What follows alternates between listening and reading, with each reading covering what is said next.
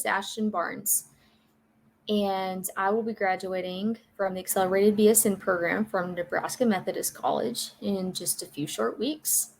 Today, I will be presenting my final capstone presentation, which consists of my public policy issue of adult obesity in Nebraska, as well as kind of a reflection of my educated citizen portfolio. So first, let's start with my public policy issue, which again was adult obesity in Nebraska. First, obesity is an accumulation of abnormal or excessive fat in the body. It's usually caused by the consumption of more calories than the body can use. So excess calories are then stored as fat tissue. So my why for choosing this public policy issue is it's a severe public health issue, not just in Nebraska, but in our nation. And it's not talked about nearly enough. As you can see, statistics here, Nebraska has an obesity rate of 31.3%. And it's way too low on the political agenda. We see all these policymakers and everything fighting for all of these things, health related, but none of them have to do with obesity, and it's a little disturbing. So my personal connection with this is that I grew up in the South, and I would like to say that fried food and all of that it's a stereotype, but it's not. I grew up eating fried chicken, mashed potatoes, and corn on the cob with a lot of butter every night.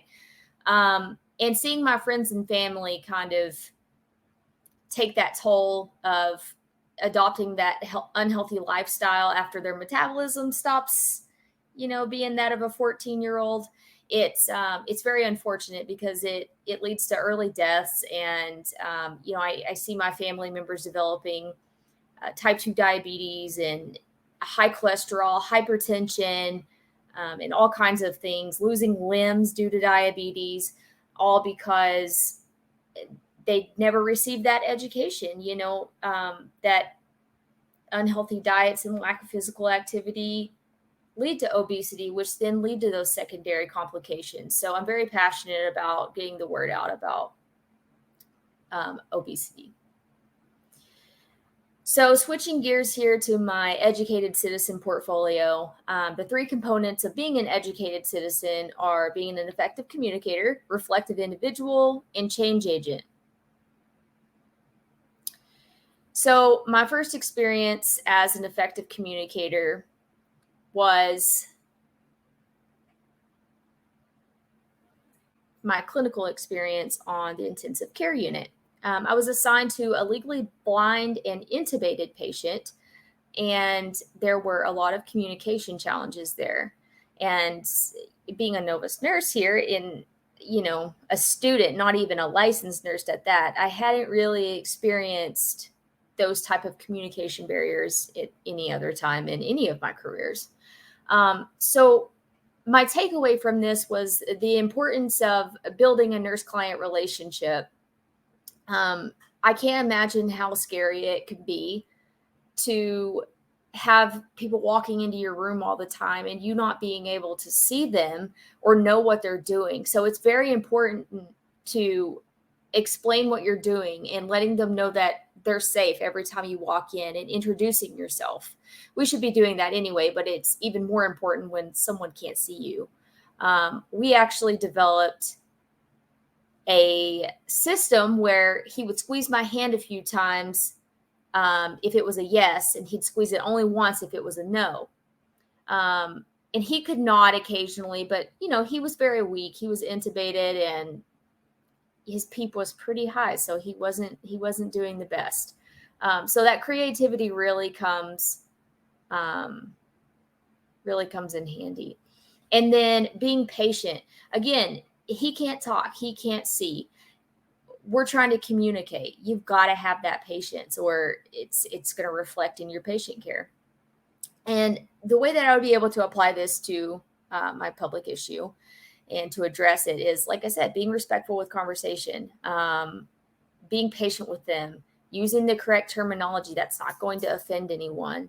And, from there, we would be able to create some SMART goals and after we've built that relationship and the effective communication and getting creative, being able to coordinate ideas with other establishments when we're trying to reach the same common goal. And then my next experience that would reflect the effective communicator component is a clinical experience I had at a family medicine clinic.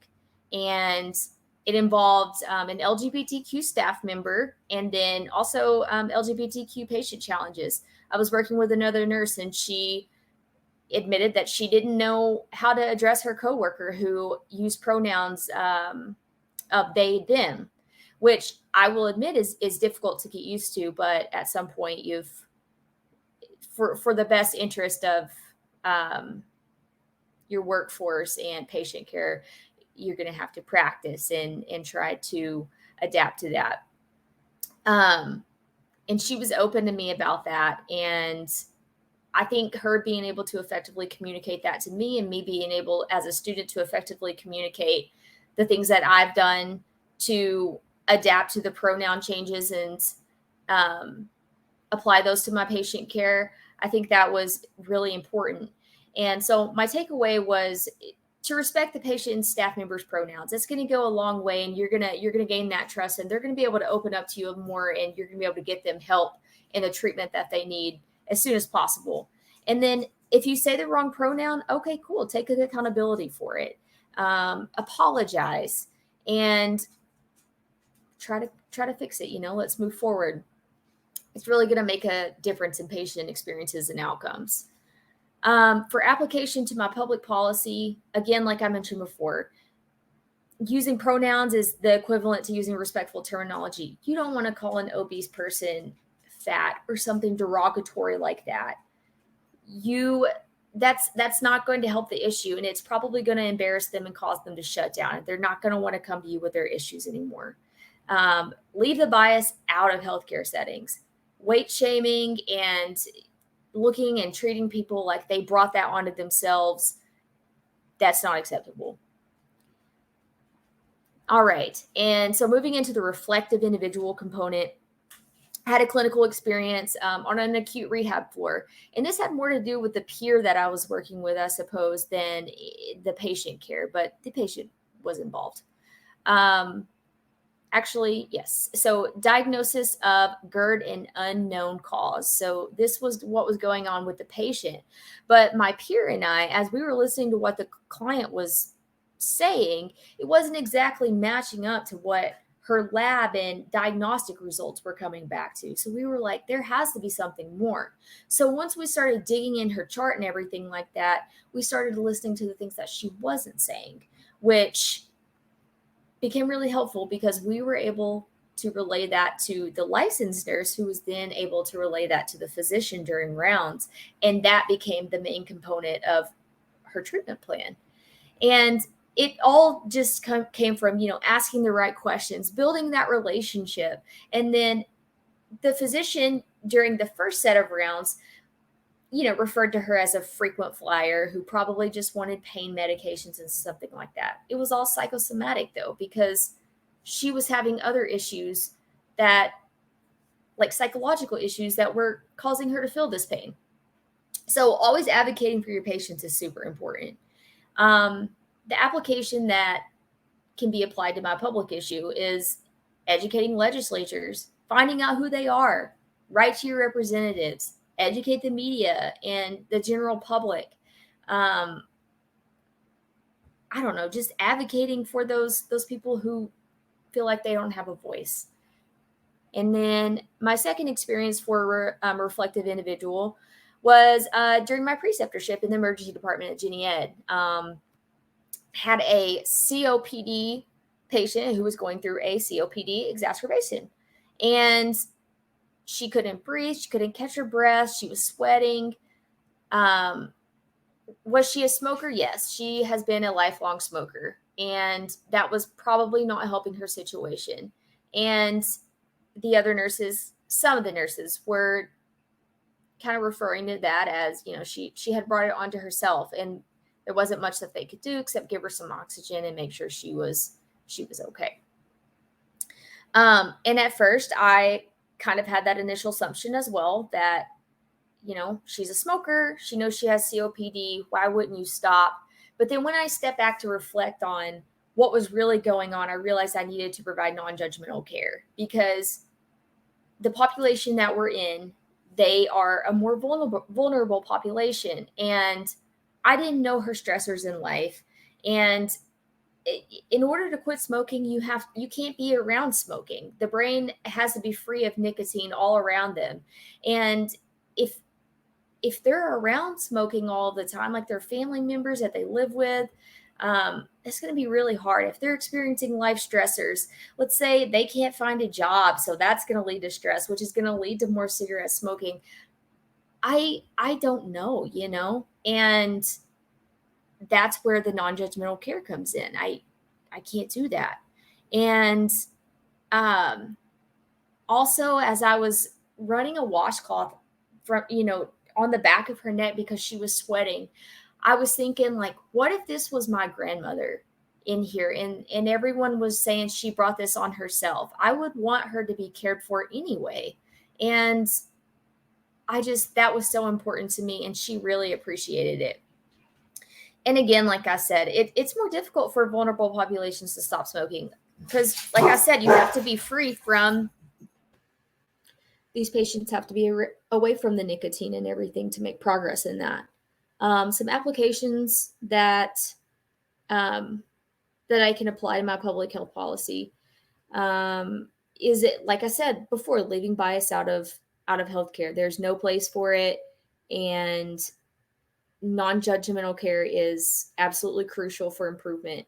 And then identifying those barriers that may be keeping someone who is obese from eating a healthy diet and exercising. As far as the change agent component goes, I had a clinical experience at Madonna Rehabilitation, and I had an LGBTQ stroke patient who had a pride flag in her room, and my peer didn't think it was right that she could have a flag in her room, and I had to explain to him the meaning of that to her, and he apologized, and it just took me talking to him and explaining for him to understand. So the takeaway for that is to advocate for your patient. She had no idea that he was talking about him or talking about her. And so I had to stand up for her and hold others accountable for their actions. There's no room for discrimination.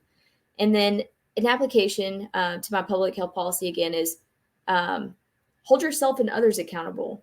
That weight bias, talking down on those patients who are experiencing that's not okay. And don't be a part of the problem.